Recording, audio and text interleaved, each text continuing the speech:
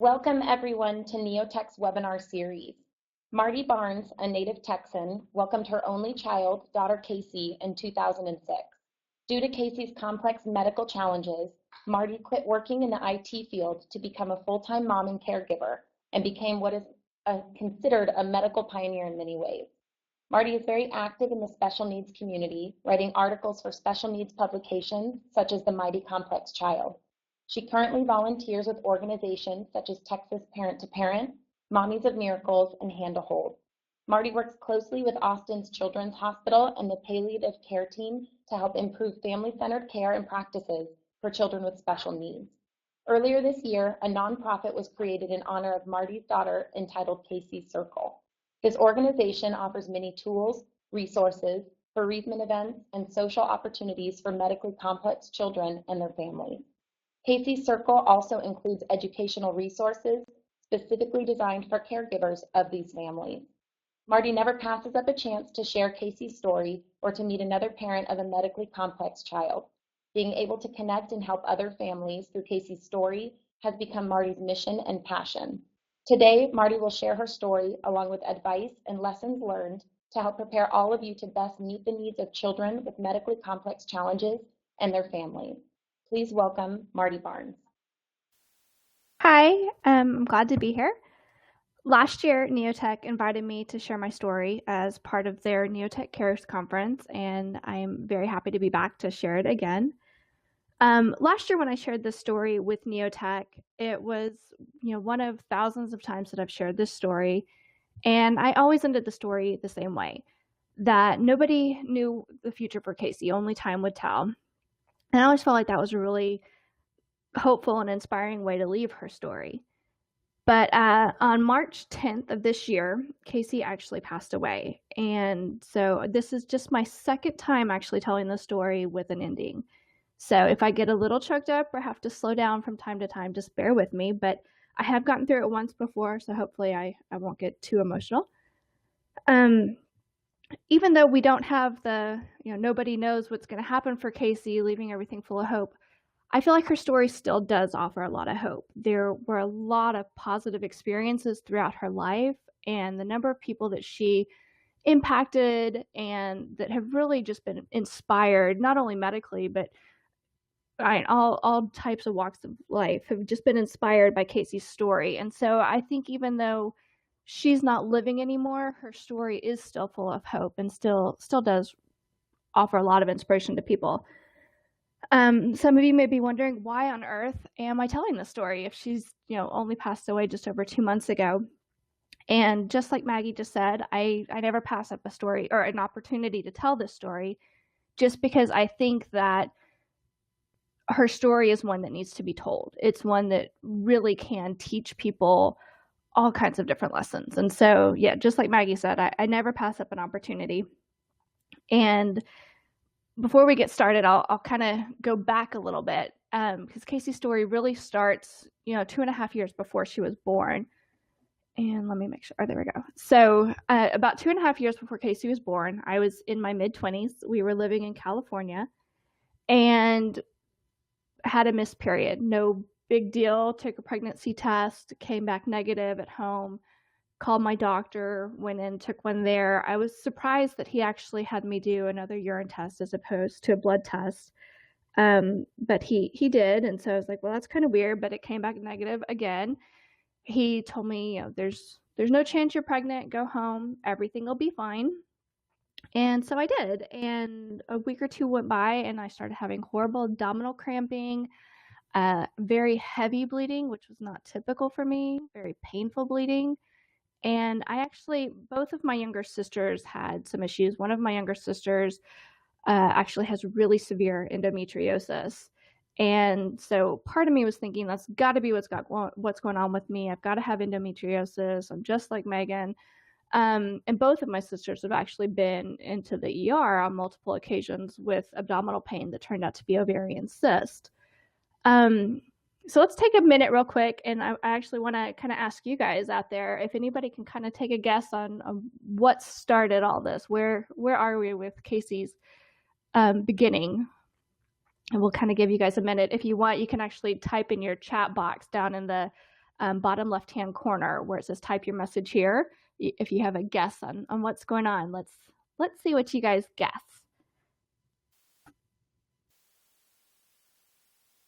Nobody?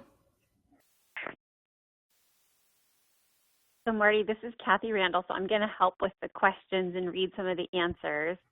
So let's see. We've got a lot of people connected, so let's see. Oh, great. Yeah, you're starting to get some answers now. There we go. Yeah, PCOS is another common one that people guess with this one. Endometriosis, being that my sister had that's what I thought I had too. Anybody else brave out there?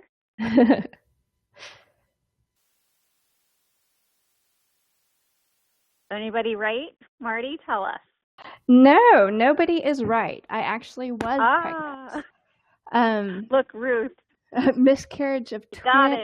Ectopic. Yep. Okay, Ruth is the winner. Yes, it was an ectopic pregnancy. And it was actually, I went over a month with the ectopic, not knowing I was pregnant, just thinking I had thinking I had endometriosis.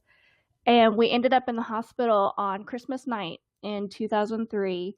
We were told we were pregnant. I knew there was no way that was possible with everything that was going on. And within a few hours, we were told that I was actually in the process of having a ruptured ectopic. But because it was Christmas night, they really wanted to just kind of monitor me and see if we could make my symptoms kind of just stay stable until the morning when a surgeon came in rather than calling people in, since, again, it was Christmas night. So I somehow got through the night, and the next morning I was first one on the emergency docket, went in, and my left fallopian tube had ruptured. They were not able to save it. They weren't able to save the baby. And so from that point forward, I just had my right fallopian tube. And without knowing it, my husband and I both spent 2004 thinking the same thing. I was wondering, what if we'd had the baby? And apparently he was wondering the same thing. And we never said anything to each other until late in 2004. And one of us finally just said, you know what? I really wish we had that baby. I'm ready to start. Let's start trying to get pregnant. And so before we got in over our heads, we went to the doctor. And the doctor told us that my chances of getting pregnant technically were cut in half because I only had one tube. But before we started doing any kind of, IVF or other kind of fertility treatments, they told me to give it 6 months and see if I could just get pregnant. If I could, great. If not, then after 6 months, come back and we'd figure something out.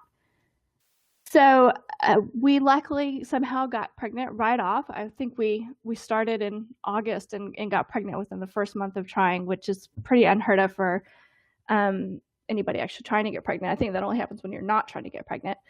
But we got pregnant right away, took the home test. It showed up positive, and my husband right away was excited, but I didn't want to get excited until I actually saw an ultrasound that said it was a healthy pregnancy. I couldn't imagine going through the process and being told that it wasn't a viable pregnancy. So the next morning, we went straight to the OB, did a blood test. They confirmed, yes, it was a positive read, and then they had me come back that afternoon for an ultrasound. The ultrasound did the typical, let's just make sure that the fetus is in the uterus, make sure everything looks healthy.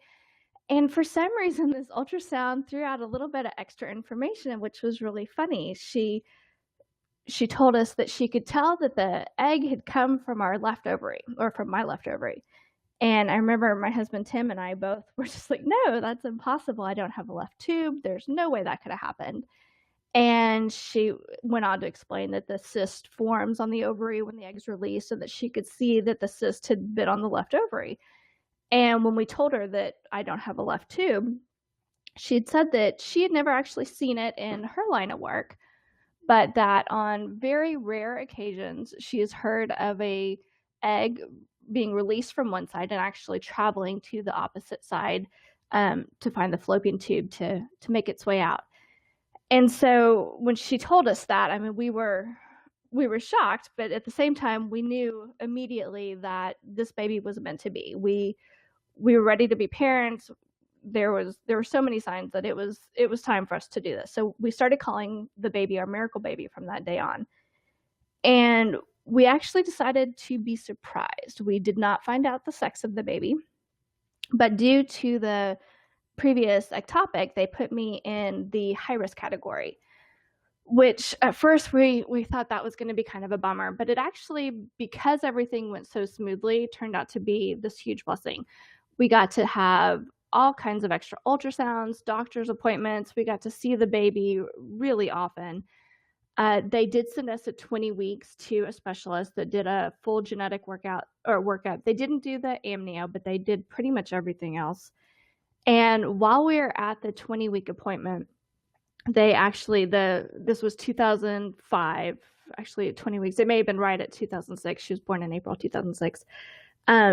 But the place that we went to have the 20-week appointment had actually just gotten their 3D ultrasound machine, and it was so cool because they wanted to test it out, and so we got to have the 3D ultrasound before these were really common practice, so that was pretty exciting. And everything just went perfect. I gained exactly the right amount of weight. I ate what I was supposed to eat, drank what I was supposed to drink, and I really, truly, it was a picture-perfect pregnancy. So shortly into the 3rd trimester, they moved me out of high risk and told me to start planning for a healthy baby. And I did. My husband and I, you can see here the 3D ultrasound. She was looking pretty happy and she was doing great. I loved being pregnant. And we were pretty active, and we didn't really sit at home and expect anything to go wrong. We spent most of our weekends out at triathlons. The picture in the bottom right corner is actually my husband and I in Chicago. So this isn't actually towards the end of our pregnancy, but I was pregnant in this picture. But we would travel most weekends, at least one day a weekend, if not both days during the weekend. He would have a triathlon. I would take pictures. I did not compete. And that was no different. On April 23rd, it was a typical Sunday, and we got up at about 4 o'clock in the morning and drove from our house in Santa Monica out to Palm Springs. We'd spent the entire day at the race, and on our way home, we sat in traffic, which is typical. You do that no matter where you go and when you go in Los Angeles. So we sat in traffic for a while, and I thought it was just because I was pregnant and we were sitting up in the car, but my stomach started to get a little nauseous on our way home. And so when we got home, my husband went upstairs to take a nap because, again, we'd been up since about 4 in that morning. And I decided just to lay on the couch for a little bit. After about an hour, I felt much better. And so I got up, I ordered a pizza, was waiting for the pizza to be delivered, and it would have been there within a few minutes. So I decided, well, I better go upstairs and wake Tim up to let him know dinner's on the way. So I started walking up the stairs, and about halfway up the stairs, I started having this horrible cramping sensation in my abdomen. So I thought, oh, I've got to be pregnant. In labor. So I woke Tim up and told him, hey, pizza's about to be here. So is the baby. Get up.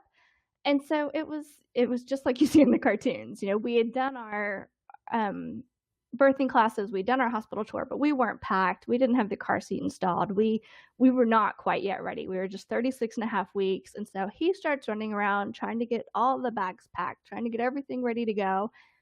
And I start to freak out because all I want to do is lay down, and the cramping isn't stopping. So all of the classes we had taken, everything we had seen, talked about timing your contractions, and there was nothing to time. There was no breaks between the contractions.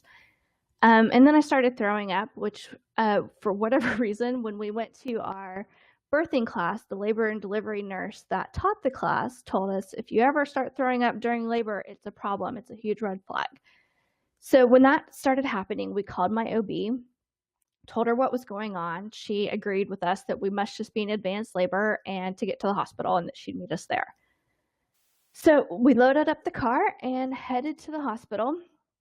We luckily lived just about 4 blocks away. I think if we had lived any further, I might not be here to tell the story, or this story may actually have been quite different. But we live very close, so we started heading that way. About 2 blocks in, the cramping changed to this horrible thrusting pains. And so I am screaming at the top of my lungs. We get to the labor and delivery doors around 8:35, and just like everything else in the Los Angeles area, it's valet, and so the valet guys lock the doors at 8:30, and when we pull up at 8:35, and I'm screaming bloody murder in the front seat. I think that they just thought I was, a typical drama queen, and here's one of these pregnant women that just can't handle pain. But luckily, for some reason, they agreed to open the doors and let us in rather than making us go all the way around to the emergency entrance. So we got into the labor and delivery unit pretty quick. The nurses worked quickly to try to get me hooked up to all the monitors, and they were having a really hard time finding the baby's heartbeat. So they kept, trying and moving me and trying to do everything. Eventually did find the heartbeat, but could tell that the baby was in distress. And so they told me that they were going to prep me and take me to the OR for an emergency cesarean. From the moment that we actually left my apartment to head to the hospital until after I had actually delivered the baby, I really don't remember everything. I remember bits and pieces. I remember going to the hospital and screaming. I remember at one point the nurses telling me they can't find the heartbeat and trying to make me move, and me telling them that it just hurt too much. And I remember them trying to get me to sign my name before we went to the OR, and my husband just being out of his mind, like, are you crazy? She can't sign her name. She can't even concentrate. But then the next thing I remember, I do remember the anesthesiologist in the OR telling me that as soon as my doctor showed up, they were going to push the syringe and I was going to be put under. And around the same time that he told me that, I heard my doctor come in and say, hey, Marty, how's it going? And that was it. I don't remember anything after that until I woke up many hours later. I had no idea what was going on. I could tell I was no longer pregnant. I had no idea if I had a boy, if I had a girl, if the baby was healthy. I had no idea where I was. I had no idea what was going on. All I knew was I was no longer pregnant. That was all I could say for certain. Pretty soon after I woke up, my husband and the nurse saw that I was awake and came in to tell me that I was actually in the ICU. I had a little girl, which was exactly what I wanted to hear. I wanted a little girl so bad. I know you're not supposed to want one gender or the other, but I will admit it, I wanted a girl. So I was thrilled when they told me I had a little girl, but then they went on to tell me that it was a very traumatic birth and that she had suffered a severe brain injury and had been rushed to the NICU. At that point, all that they really could tell us was that she required a full code, and that she and I both were in dire condition. They didn't expect her to make it through the night, and at early hours, they weren't even sure if I was going to. I, for some reason, knew that just didn't make any sense. There was no way that I was going to pass because I was feeling fine. All I wanted to do was get out of that bed and make my way to the NICU to be with my new baby girl. It took me a few hours before they were finally able to get me into a wheelchair and take me to the NICU to meet Casey. And I will never forget the first time that I met her. My husband rolled me into the NICU, and it was a small hospital, so there was only 8 beds. Most of the beds were actually empty this night. It was not a full unit at all. And this hospital didn't really have complex babies. This hospital had, some preemies. Some of them were in there working on feeding issues, but babies like mine didn't really hang out at this hospital. So she definitely stood out. There were tubes and monitors and cables everywhere. And as my husband rolled me in, I was very torn. One part of me wanted to run and pick her up and run out of there and just, save her from this horrible situation, take her away from it all. And the other part of me was terrified. I didn't want to hurt her. How was I going to touch her without breaking her? She just looked so fragile and so tiny. They rolled me over to the bed, and this was early morning hours of Monday morning, the 27th by now. And because they really did not expect her to survive at all, the nurse that was with her at the time, which actually became a close friend of ours, this nurse had to manually bag Casey. So she was intubated. They got all the cables situated and put Casey on my lap, and the nurse manually bagged her for probably 30 seconds, maybe as much as a minute. It was very brief. But it was something I'll never forget, and something that I am so glad that they did, because that bonding moment that I was able to have with Casey was so important to me. It was important to Casey. Even though Tim wasn't the one that was holding her, it was important to Tim. And it was a very emotional moment, very brief moment, but again, just so important. Actually, before we go on, I'm wondering, Kathy actually just posted a question. How many of you guys have actually been in the same situation as a nurse and had to bag your patient so that the parent could hold them?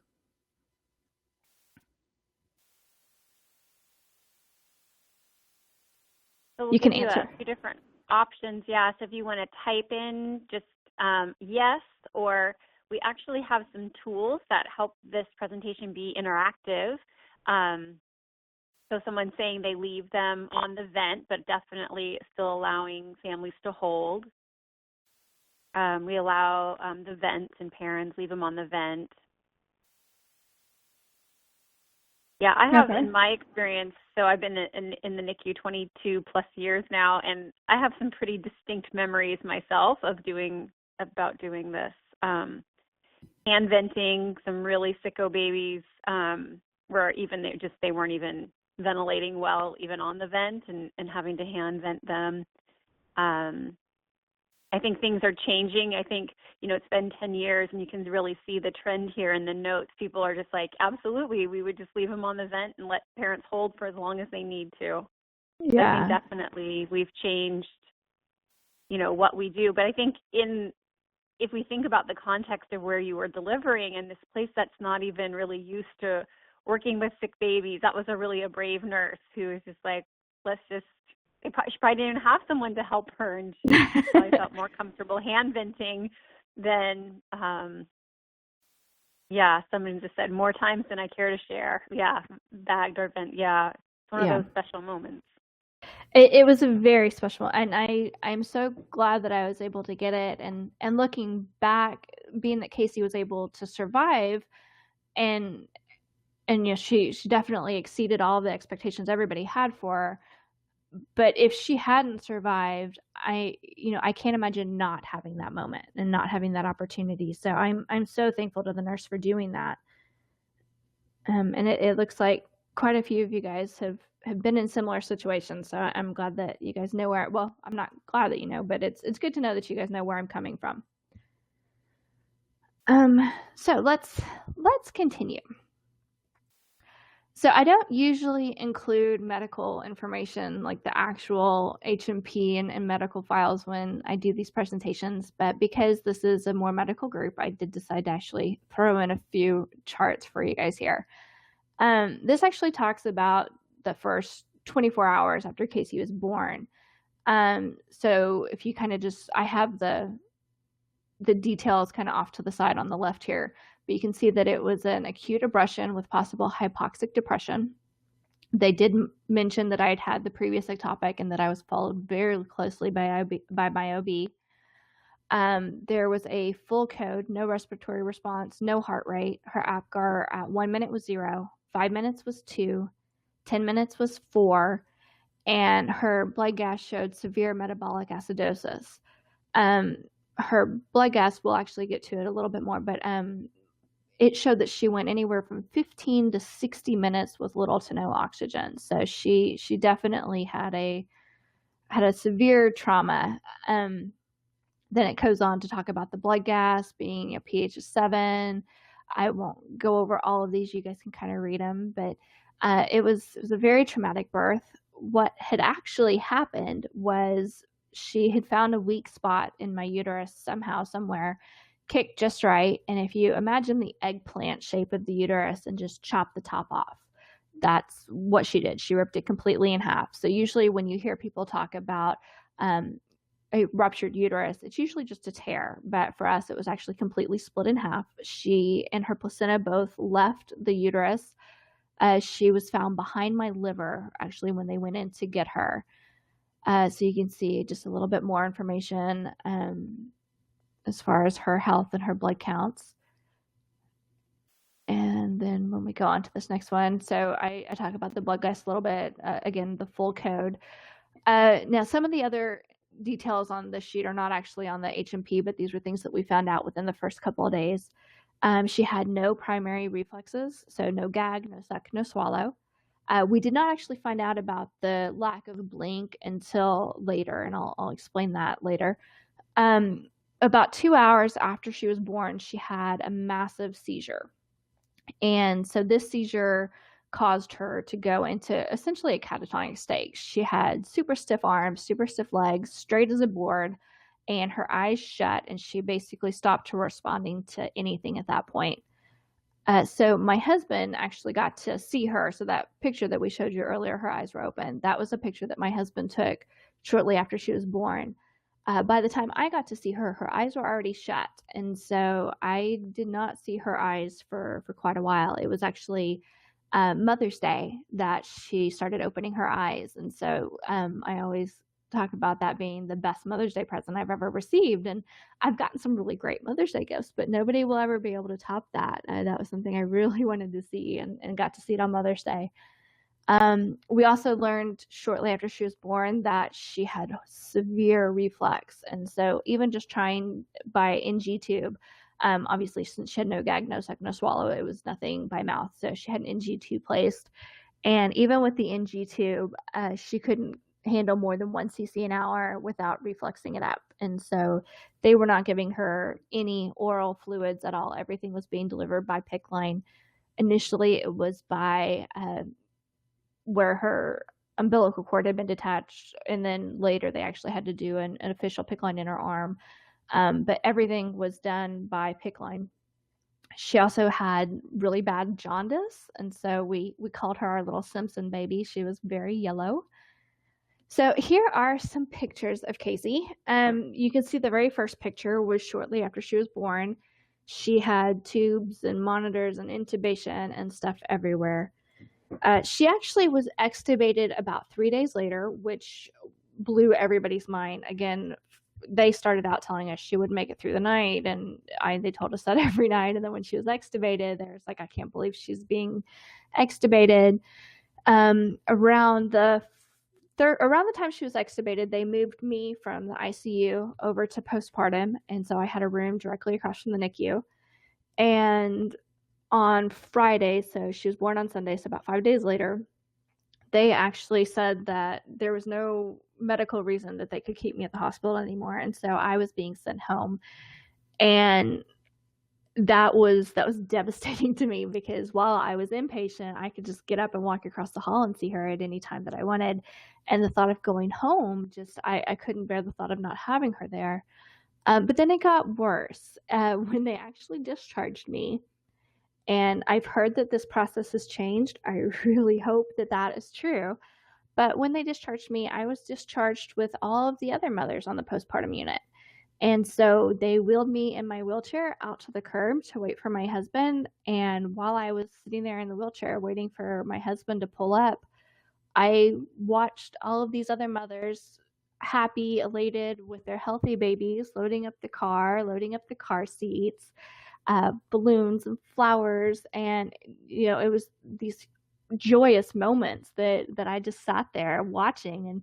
And I remember I started crying and felt really bad for myself, and then felt bad for crying, because if I were them, I would be really upset to see some crazy lady off to the side crying, and they had no idea what was going on with me, and I didn't want to ruin their day. But at the same time, it was a very painful experience. And I've heard that now they change up the discharge so that the babies going home with their moms leave at a different time than the babies that are in the NICU. And again, I really hope that that's true. But I'm curious, from you guys out there that work in NICU and labor and delivery, what do you guys see? We'll give you guys a minute to place your votes. So we popped up a little poll, so hopefully you can see that there on your screen.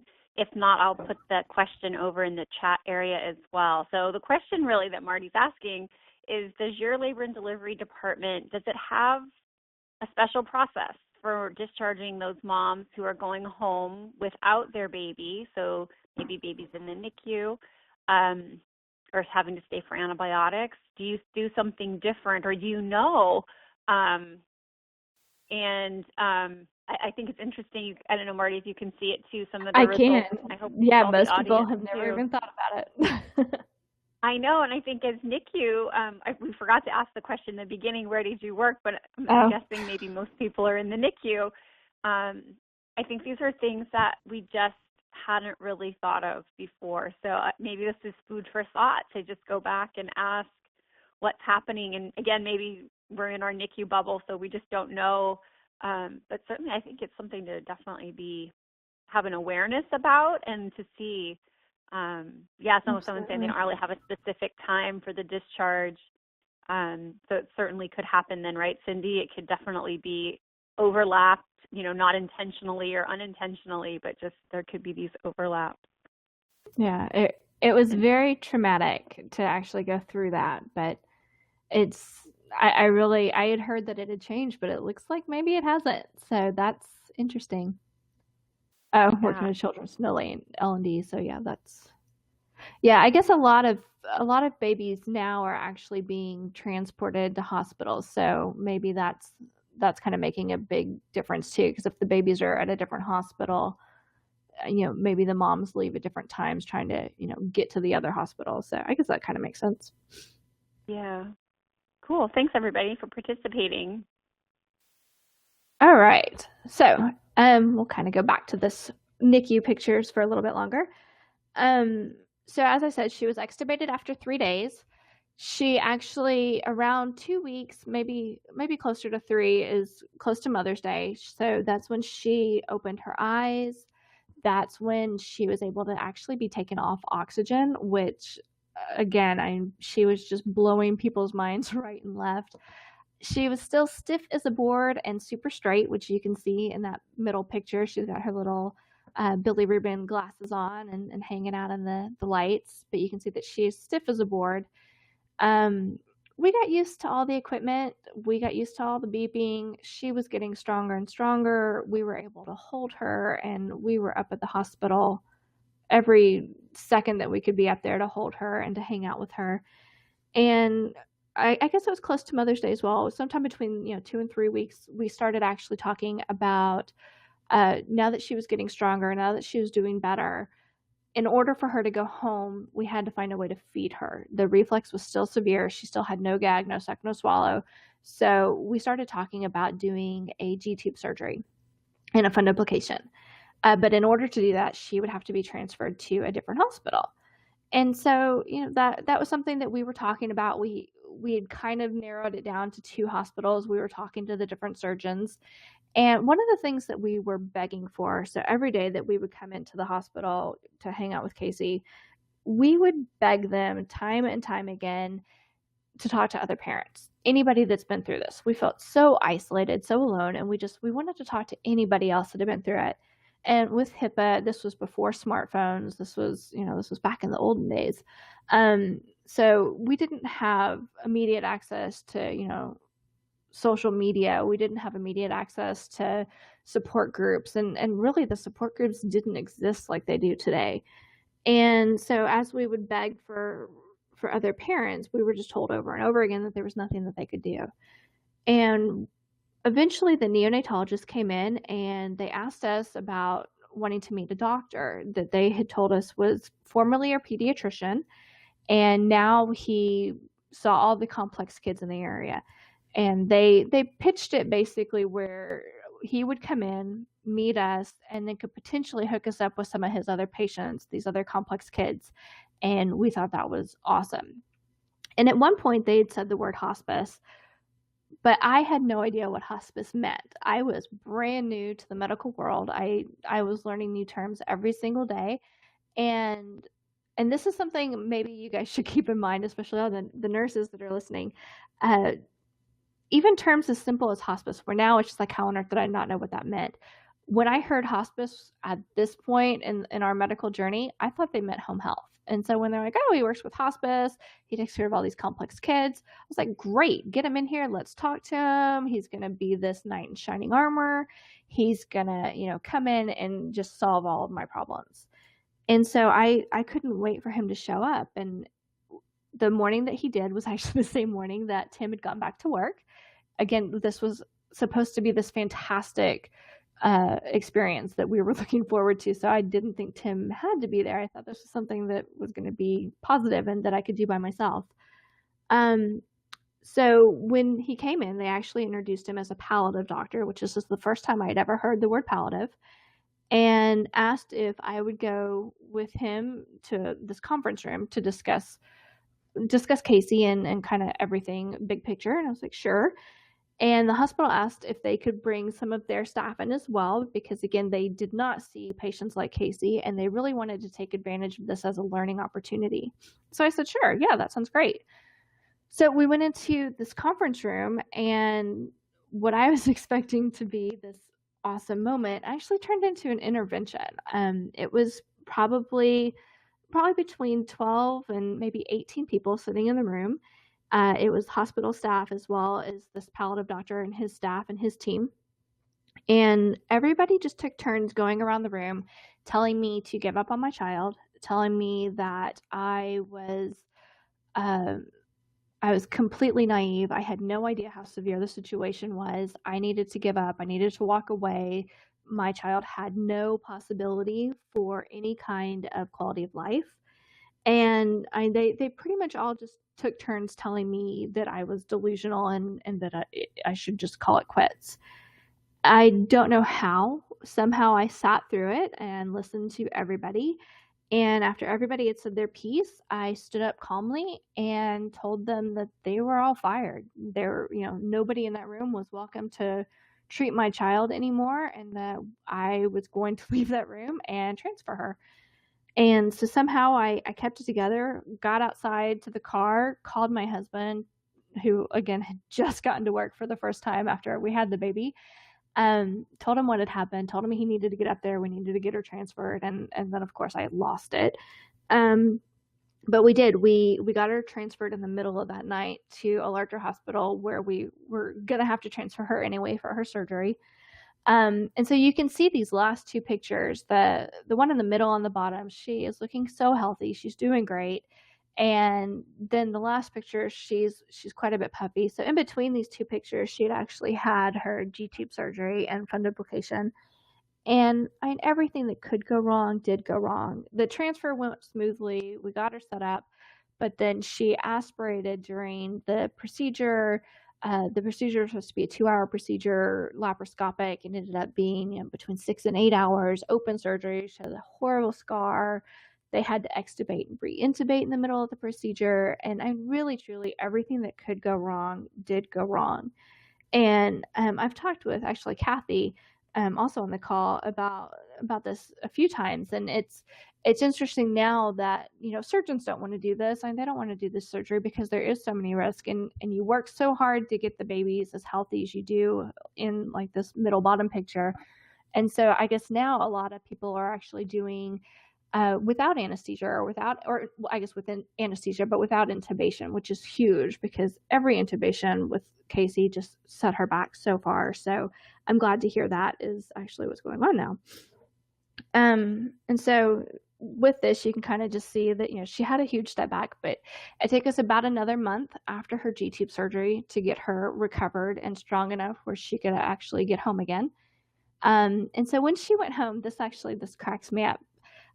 This is the picture of her going home. So we had the cute little dress and finally had our day. It took us almost 2 months to get there, but we got there. If you look closely, you can see on the screen of the feeding tube that she's just at 20 cc's an hour, which she was actually stuck at 20 cc's an hour for years. Just again, because everything that could go wrong with that surgery did. So she improved from 1 cc to 20 cc's an hour, but it still was very low. And so she was on continuous feeds and really had a hard time with feeding issues. But here's the picture that actually makes me laugh. So when we went home with a suction machine, a feeding pump, and an IV pole. And then after we got home, we bought some of these rolling drawers. We actually started with one set of rolling drawers where we stored like our syringes and feeding tube extensions and things like that. And over the years, the one rolling drawer turned into 5, and the one suction machine turned into 5. But I'll show another slide a little bit later of our kind of what we have currently in our house, and the difference is just kind of astounding, really. So this picture just kind of makes me laugh. So in addition to having minimal equipment, we really had minimal support. We didn't have nursing when we came home. We had one nurse who was actually the nurse that I talked about earlier that bagged Casey, that became a very close family friend. She actually used to come by, so she would do her 7 a.m. to 7 p.m. shift there at the hospital, and then she would stop by our house on her way home, maybe once or twice a month, and just hang out with Casey for a couple hours so that Tim and I could go, grab dinner or go to a movie. And that was really it. The rest of Casey's care was on Tim and I. And so she slept between us so that I could hear her throughout the night, because she needed pretty much constant suctioning. I don't even want to say frequent suctioning, constant suctioning. She had meds every few hours. She was on continuous feed. And at this point, I was still, trying to pump and trying to give her breast milk, and I had to change it out, minimally every 4 hours. And so we really had no support, really, when you look at the grand scheme of things. And we're just wearing ourselves down completely. And I kind of joke that in the middle of the night, I would wake up but still kind of be halfway asleep, and I could dislocate my hip just right to kick it off the bed, to turn on the suction machine and suction her, and then hang it back up on the IV pole and kick my leg out again. But it was really hard. I not only at night, but we were going 24/7 with her care. And so I would wake up Tim in the morning so that I could get 2 hours of sleep before work. I didn't really sleep at night because with her between us, if she moved, if he moved, I had to make sure she was safe. I had the feeding tube running. I had, all kinds of stuff going on between her and myself on the side of the bed. We had doctor's appointments, which early on we didn't have a lot of specialists, but the doctor's appointments were much more challenging, because without a nurse, I had to not only get her to the appointments, but I had to suction her en route. And so I had all of the lights timed perfectly, where I could jump over the console, suction her, and get back up before the light would turn green. Or I knew exactly where I could pull off at any moment if it wasn't the light, so that I could suction her if she needed it. I had horrible fears of losing power. What happens if something happened to Tim and I? Who was going to take care of her? We did not focus on our marriage. We did not focus on our personal health. All we did was kept our baby alive. And it took a huge toll on us emotionally. It took a huge toll on us physically. It took a huge toll on us financially. And there were a lot of things that we really wanted to do for her. Like, we did umbilical stem cells, we did hyperbaric, we did some craniosacral and different kinds of therapies that weren't covered. We bought special equipment that wasn't covered. And so, not only did it take a toll physically and emotionally, but it took a toll financially as well. And so, I like to let people know that without community support, without financial support, without nursing, when you run into families like ours, if we're really just doing it on our own, we're exhausted. And so, try to give us just a little bit of a break. I try to make sure people know we're super tired. So for us, somehow we were able to keep Casey out of the hospital for almost the first year after she had been discharged. She actually was having seizures. We didn't know they were seizures, but once they were identified as seizures, she went in to get a MRI outpatient. They had her go NPO for, I think, 8 hours before the MRI to try to reduce her reflex. But even without anything going into her stomach, she still had horrible reflex just on secretions. And so when we took her in, I was supposed to stay with her. Last minute, they kicked me out of the room. I was terrified. Somebody needed to suction her. Of course, one thing led to another, because her airway was so delicate that she did. She aspirated. She ended up, I think, 1 or 2 days later having breathing problems. We took her to the emergency room, and she was admitted pretty much on the spot with aspiration pneumonia that was advanced to ARDS. And the first hospital where she was admitted into the PICU after she'd been discharged from the NICU was not a children's hospital. It had a children's unit, but it wasn't a children's hospital, and patient-centered care was not in their vocabulary at all, and we didn't know what patient-centered care was, so we didn't know that that was something that was important. Everything was done behind closed doors. We would be kicked out for everything. They would make decisions and then just tell us, this is what we're going to do.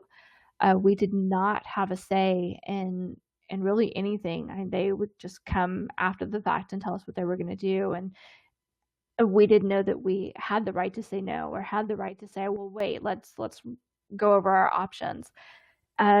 Shortly after she got discharged, so she was admitted for about a month on that one. She got discharged, and she had a really bad allergic reaction that kicked off a series of events that actually led to a blood aspiration. And when we went back to the hospital for the second admit, we actually went to a different hospital that was a children's hospital, because it was where they had pediatric pulmonary. The original hospital did not at the time. And so we drove across town to get to the pulmonary specialist at this other hospital. And I don't know if it was because it was a children's hospital or just because this is what they chose to do, but this was our first introduction into family-centered care. And I could not believe the difference. We were involved in every decision. We were encouraged to help with the care of our daughter. We were encouraged to have voices. And it really, even though it was a horrible stay and one that we were told, she's not going to survive, and the situation was dire and so emotional, it was actually a positive experience, because this was an introduction to family-centered care, which became a huge, huge deal for us, and something that I actually talk about quite a bit. We're actually working on doing a CEU just on family-centered care for Casey's Circle, the nonprofit that was mentioned earlier as well. So I won't spend too much time on it, but big, big difference. And so that was something that we learned at this point. Shortly before Casey turned 2, she actually was doing much better. We had kind of figured out how to manage her care at home and how to keep her healthy and get her a little bit stronger. And so we decided that we wanted to move back to Texas, where we had actually met, and most of my family was in Texas. We had lots of friends in Texas. The idea of being close to family and friends was great. The idea of moving and starting all over was terrifying. It took us that full first year just to build our medical team. And we had minimal, like I said, I think we only had like 4 providers at that time. And so just rebuilding those 4 providers was terrifying, much less the final number that we ended up with. But we started doing some research and came across an organization called Texas Parent to Parent, which this was the first organization that I came in touch with. And it was virtually, it wasn't even a physical connection at that time. It later became physical. But this was the first time that I actually met a group of parents that all had complex children like me. And just knowing that there was somebody on the other end of my email that really knew what I was talking about made a huge difference. I mean, it just, all of a sudden, this isolation that I've been feeling for, a year and a half, 2 years, I felt like, oh my gosh, this is my aha moment. Somebody finally gets it. So, and that was a huge deal. And they really helped us to set up all the specialists and figure out, once we got to Texas, what we needed to do. Let's take a break real quick, and let me ask, do you guys, everybody that's out there, do you guys actually have support organizations that you refer your families to?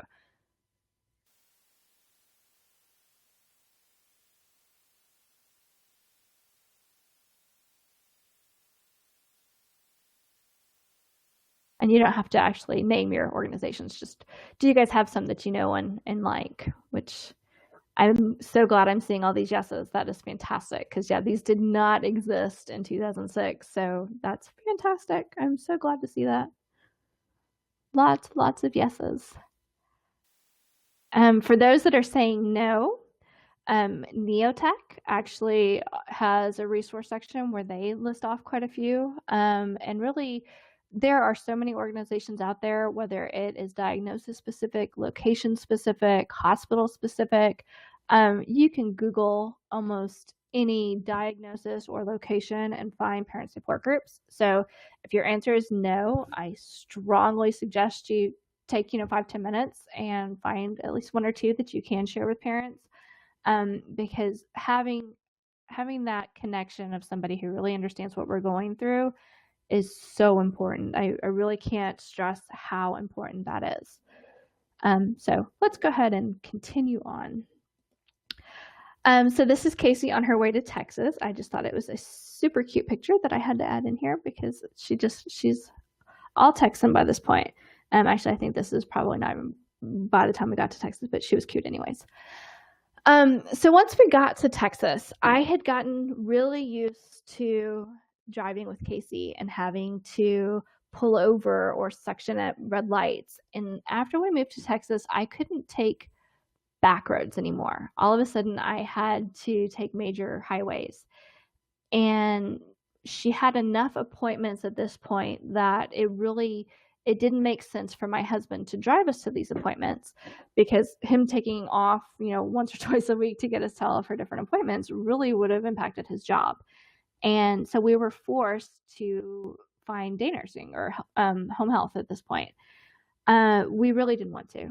The idea of having somebody in our home, it felt like an invasion of privacy. Having somebody taking care of our child felt like we were really failing as parents. So it was a huge hurdle to actually make that phone call and ask for help and get somebody out to our house. Once we did, though, I am so glad that we did. The home health nurses that we've had over the years, so that was right around the time she turned 2. So the past 8 years, we've gone from where we initially started out with just one 12-hour day shift a week. Towards the end, we were approved for 134 hours a week. We very rarely had the nurses available to fill all 134, but we usually filled well over 100 hours a week. Around her 4th birthday, we added night nursing. Shortly after we started, so when we started with just the 12-hour shifts, everything was going great. And then the nurse that we had doing that shift had to cut her hours back. And instead of going from a 12-hour shift to an 8-hour shift, we decided to go from one 12-hour shift to 3 8-hour shifts. And so we went from 12 to 24. Everything started getting denied. And so that's when we learned about Medicaid waivers, which that's a 4-hour conversation. I'm not going to get into it, but almost every state has waivers.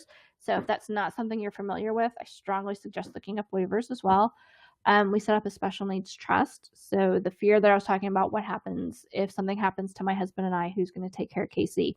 We really didn't want her to end up in a state home somewhere. And so setting up a special needs trust was very expensive and time consuming and required us to do a lot of thinking that we really didn't want to think about, but it was something that was so important. And once we got nursing in place, it really forced us to do that.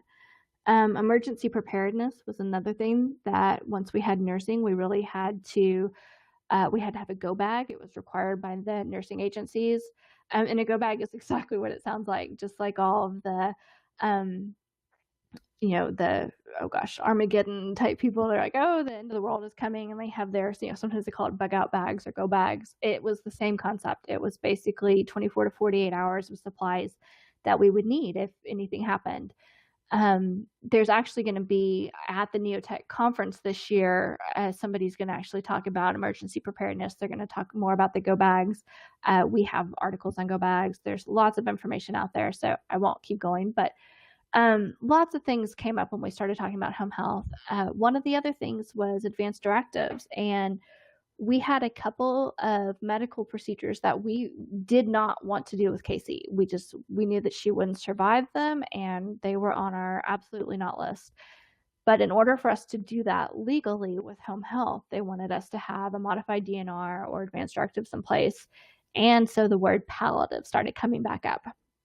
I'd had such a bad experience with palliative initially that the word palliative to me, just all I could picture was the Grim Reaper and just everything horrible. And so I fought it. I did not want to do a DNR. I did not want to do the discussion with palliative, but we we eventually gave in and agreed to set up an appointment. So we had an appointment set up with palliative care. We ended up being inpatient around the same time. And so the palliative doctor, instead of us rescheduling, came by our room right after we'd been admitted and sat down and talked with us. And this was such a huge game changer for us.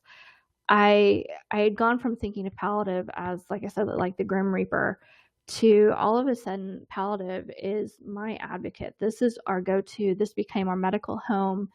And they spent about 2.5, 3 hours in our room that night. And the original conversation wasn't even medical. They wanted to know who Casey was as a person. What did she like? What made her happy? What did we do as a family? And this was the first time that a medical professional actually sat down and talked to us about Casey as a person, as opposed to Casey the patient. So that was a big game changer for us. This picture is actually just Casey and her nurses. We ended up having, so the admit that I'm talking about, where we talked with palliative care, up for the first 3 years, all we focused on was trying to get her feeding. All of our admits were a month or so long, usually with aspirations or pneumonia related.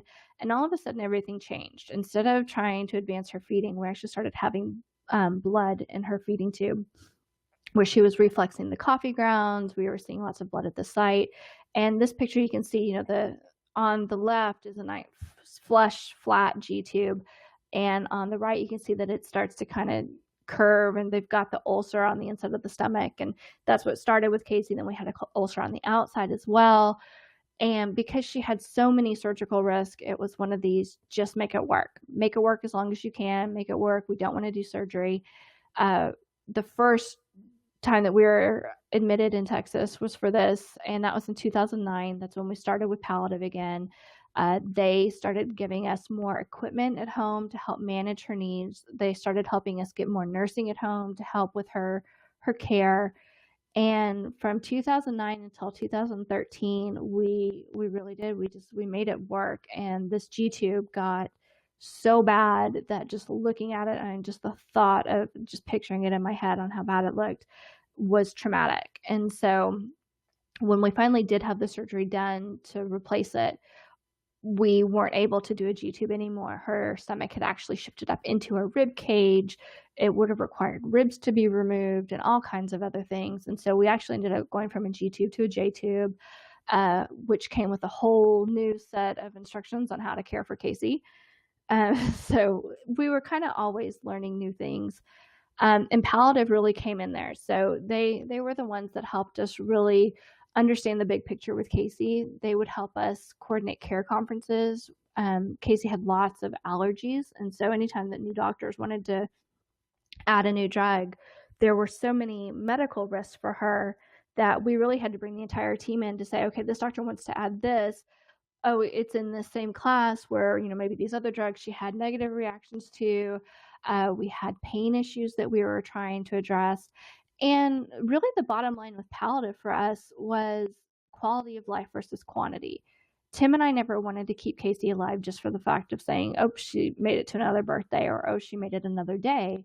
We wanted to make sure that she had a good quality of life. She was a Girl Scout. She was in dance. She had friends. She watched movies. She was obsessed with My Little Pony. And I cannot say obsessed enough. She was really obsessed with My Little Pony. But she was a little girl first and a patient second. And Palliative really helped us to make sure that her entire care team saw this. There were lots of special things that we had to do with Casey that maybe weren't in line with what typical home health would do. Like flipping, for example. We didn't rotate Casey. We left her on one side until she let us know, which it may have been an hour, it may have been 8 hours that she stayed on this one side, just because changing her actually caused a whole series of other things to happen. And so in order for nurses to be able to do that at home without feeling like they were risking their own medical license for not following, nursing guidelines, we had Palliative write special orders to put things like that in place. Yeah, Palliative really just kind of became our go-to. We called them quite often for any little crazy thing that Casey was doing, or any any pain, any equipment, and we got to know Palliative quite well. I'm going to go through a couple slides really quickly. I know we're starting to get low on time, but I'm going to kind of just get through these pretty quickly. This list right here was over the 10 years. This is her primary diagnosis. All the ones in blue she was actually diagnosed with in the NICU. All of the ones with asterisks next to them were ones that we lost a lot of sleep over, whether these were ones that nearly killed her or just required a lot of coordination and care. But you can see that this list is pretty long. There's some that really are trivial where others were pretty huge. And some of them might have been huge if they were the only thing we were dealing with. Being blind, for example, if that was all we were dealing with, that would have been a huge deal. But in the grand scheme of things, we never even thought twice about that one because being blind didn't impair her breathing. It didn't impair her feeding. It wasn't causing skin issues. But anyways, we'll go on past this slide. So this is Casey's care team at the end. When we moved to Texas, we just had the top 4. Actually, we had the top 5. Over the 10 years, we added quite a few specialists. We ended up with 16 different doctors that we saw regularly. If you add up the minimal appointments, so just doing like half of the PRNs and the minimal for all the others, it's a minimum of 28 appointments a year. You can see how just getting her to her medical appointments, this doesn't include sick visits, this doesn't include therapies, procedures, or hospital stays. Just getting to her well visits was almost a full-time job. Here you can see her allergies I mentioned earlier. So the allergies listed out, the ones in red were the ones that actually almost killed her. There were some really severe allergy reactions that she had, but she was so sensitive to so many drugs that we often had to do the care conferences and really rely on palliative care before making any medical decisions. This is major medical. I do not expect you to read all of those. I know it's teeny tiny printing, but it's really more just to give you the impact. So in 10 years, or just under 10 years, I should say, she had 29 major medical events. This is procedures, inpatient or out, hospital stays, just major medical. And out of the 29, 6 of these events, we were told she wouldn't come home.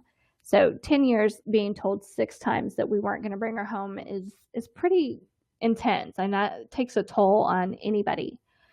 So I showed you earlier the equipment that she came home with, and I said it made me laugh because it was so trivial and so minor. So this is a list of some of her primary equipment, and I am going to actually just flip through a couple slides really quickly. So the little bitty plastic storage bins that I showed early on became a huge closet system with lots of labels, and the clipboards on the doors are actually to help keep track of inventory so we know what came in, when it needed to be reordered. This was a special cabinet that my husband built. All 3 of these open up, and this is just her therapy equipment. So sensory things, light up things, gloves, AFOs, all that good stuff. She had a therapy table. You can see underneath the table lots of wedges and bolsters and different positioning tools.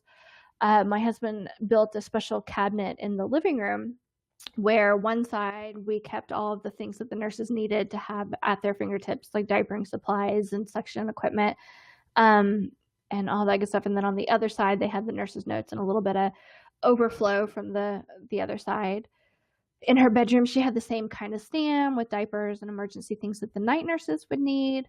She also had the medical table, which doesn't usually have unicorns on it, but the night table would be brought over to the table at night, or the chair at night, where her nurses would use this as their desk. She had a couple of IV poles around the house. This is a stationary suction machine you can see on the floor. One of multiple pulse oxes you can see. Behind it is actually a nebulizer that you can't even see, a baby monitor, an IV tray, the feeding pump. It was typically stacked up to the ceiling, but this is diapers and chucks. In the closet, we typically had oxygen canisters. Also in the closet, we typically had this cart, and you can see kind of next to the cart, the concentrator. The last year of her life, we pretty much had the concentrator out, and she was on oxygen pretty much the entire year. Maybe the last couple months of her life, this other cart was out, And the last couple of weeks, this cart was not only out of the closet, but this was what we called our crash cart. And the crash cart for Casey was pulmonary. So the top shelf is her cough assist, the middle shelf is her BiPAP, which the last few days BiPAP actually was used as a vent for her. I mean, it really was used nonstop. And when we took her off of BiPAP, even just to suction or reposition her, she would crash. And so this became our crash cart. You can also see another pulse ox in the background there. We had multiple suction machines. We had the stationary one. We had the old style ones, like the original slide that I showed you earlier in this presentation. And we had multiple of these suction machines, which are not what people typically see. They're smaller, quieter. Their battery actually lasts where the other ones don't, but these are not covered by insurance. So most families don't have these, but it was hugely important for us to have reliable suction and to have multiple backup suctioning, because it was something that just Casey required suctioning around the clock. Our pantry was usually full of Pedialyte and formula. We had communication boards for PRN meds. We had communication boards for scheduled meds, for cleaning, for equipment scheduled, changing out. She had a special bath chair. She had a therapy swing. And of course, her wheelchair. This is not her go bag. I didn't take a picture of the go bag. The go bag's in her bedroom, but this bag actually kept diaper supplies and emergency power to plug in the suction machines if we were out of the house. And you can see that she had a ton of equipment compared to the first slide. And then I know we're already running short on time, so I will kind of try to wrap things up here. I want to talk just really as quick as I can about hospice, but I think it's important to mention hospice because we only had hospice for less than 24 hours, but the impact that they made in that 24 hours on Casey's life and on our life was huge. Because of hospice being involved, we didn't have sirens at our house. We didn't have police. We didn't have EMS. We didn't have anybody come to our house. We were actually able to spend the last day with Casey exactly as Casey wanted. She was calling the shots. As I said, she was on the vent or the BiPAP, and so when she was ready, she let us know, and we turned it off, and we were able to pick her up. And we had a couple hours with her where she was able to know how much we loved her. We could tell her how proud we were, and we had this very intimate, very just emotional but peaceful and beautiful experience at the end that we wouldn't have had without hospice there. We weren't worried about calling 911. We weren't worried about if she was comfortable or not, because they were giving her morphine as she needed it. They were explaining to us as her breathing changed what each thing meant, and that she wasn't scared, she wasn't suffering. So they were able to help keep us calm and let us just really enjoy the last 2 hours. And it's weird to say enjoy the last 2 hours because they were so physically and emotionally draining, saying goodbye to our daughter, but it was really a beautiful experience. And earlier in the presentation I said that her story has an ending now, which this is our ending now, but it's still an ending of hope. And I really am trying to use Casey's story to let people know about palliative and to let people know about hospice, and that they're very different. Palliative can really help families like ours focus on the quality of life and really give children childhoods and joy and time to be kids. And hospice, while most people are on it more than 24 hours, I think we had a very short stay compared to most, hospice can really provide comfort and just closure at the ending, which is so important for families like ours. And so I really try to use Casey's story to let people know that these things are available and the difference in the two.